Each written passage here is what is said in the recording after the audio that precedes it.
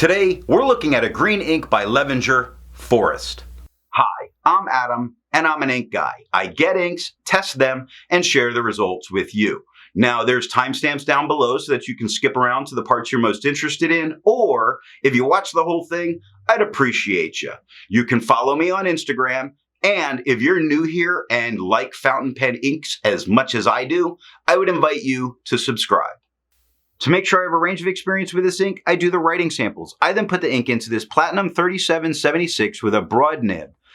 Took my notes for the video and used it to write for a day. This first writing sample is done on a standardized set of paper of Clairfontaine, Tomoe River, and Rhodia. There are additional writing samples later in the video. Now, let's look at the writing sample.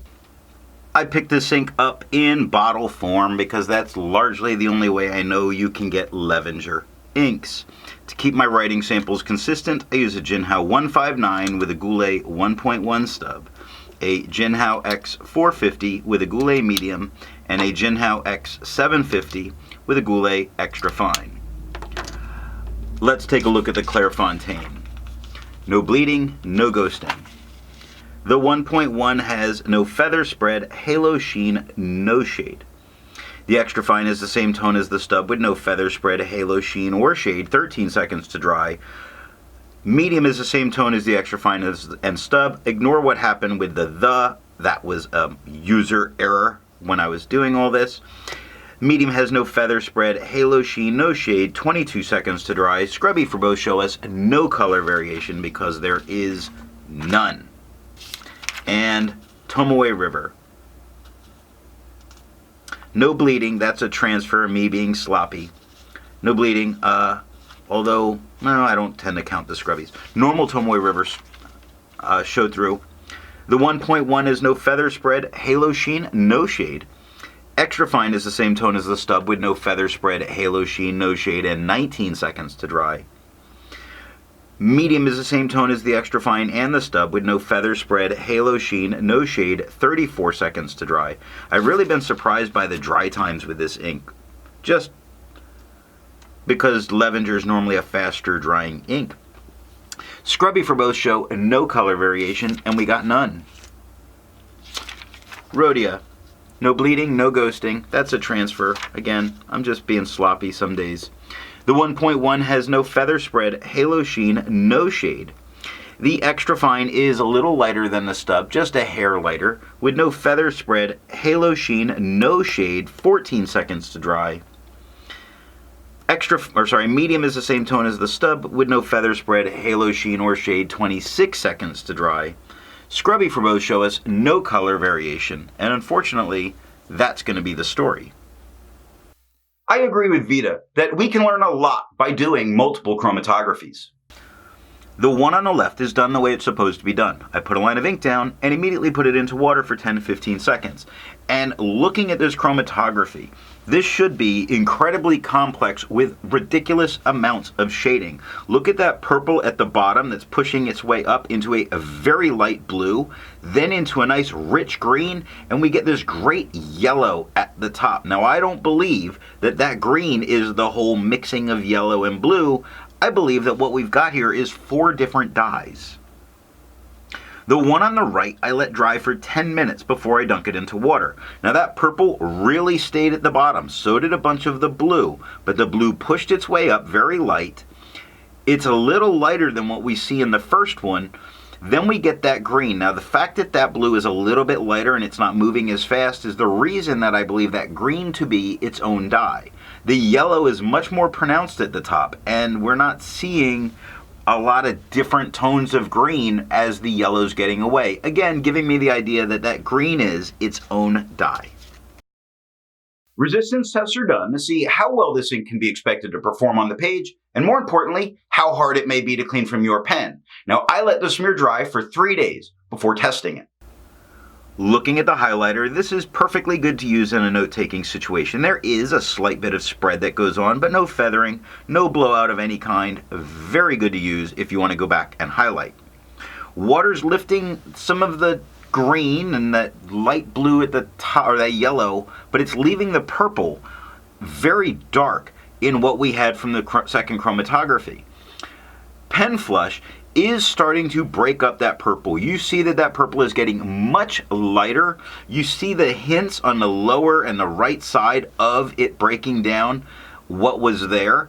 I did need to use pen flush to get this out of my pen. The 1/3 bleach solution, I didn't need to use it, but it does completely remove it from the page. I test for viscosity or flow using a thing called a tilt test. I will link how I do that, the video of it, down below or up in the cards. I also then put it onto a standard distribution so it's more easily seen with all of the inks that I've tested. Now, for the inks I've tested, I've found an average viscosity of 2.5, with the realm of normal being from 2.1 to 2.9. Levenger's Forest has a viscosity of 1.72, making it wet. To find my average dry times, I use my writing samples, and for the inks I've tested, I found an average dry time of 17 seconds, with the realm of normal being from 13 to 21 seconds. Levenger's Forest has an average dry time of 21 seconds. Ridiculously long dry time considering how fast every other Levenger ink has dried, but this dry time is still normal. Instead of finding inks that look like Levenger's Forest, I would prefer to find an ink that complements its color on the page. I went for a nice brown, a light brown, and I chose Robert Oster's Khaki. The second writing sample is done on TWSBI and black and red paper. Here we have TWSBI notebooks. Now we get no bleeding, very minor ghosting. The 1.1 has no feather spread, halo sheen, no shade. The extra fine is lighter than the stub, with no feather spread, halo sheen, a very light peppering of some darker areas within the writing. 12 seconds to dry. Medium is the darkest on the page. It's darker than everything, quite a bit. It has no feather spread, halo sheen, no shade, 20 seconds to dry. The scrubby of the extra fine does show some color variation. We do get some peppering of color. Medium shows none, and we got none. And last up is black and red notebooks, with no bleeding, no ghosting. The 1.1 had no feather spread, halo sheen. It has hints of shading. Look at how the S in Forest is a bit lighter. It means it can do it. It's just being stubborn.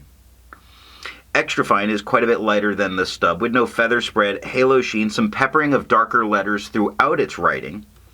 9 seconds to dry. Medium, by far the darkest tone on the page again, with no feather spread, halo sheen, no shade, 16 seconds to dry. The scrubby of the extra fine shows some color variation, and we do get some peppering of color. The medium shows none, and we got none, and that is all that I have for the writing sample. So what did I think of Levenger's Forest? On a majority, it tends to give very much the same tone. It's very boring and straightforward in that way, which it's nice that it's that predictable. Although I did get a slightly different tone from the 3776 I was using, which was surprising because in every other pen, it always gave the same tone. It's a solid performing, basic green that's a little bit darker than my preference.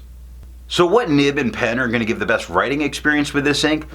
Your only chance is to use a dry fine, dry medium pen. That's where you do get little bits of shading that come out. Otherwise, you get that same basic green from every pen. If you enjoyed this video, give it a thumbs up, and thanks for watching.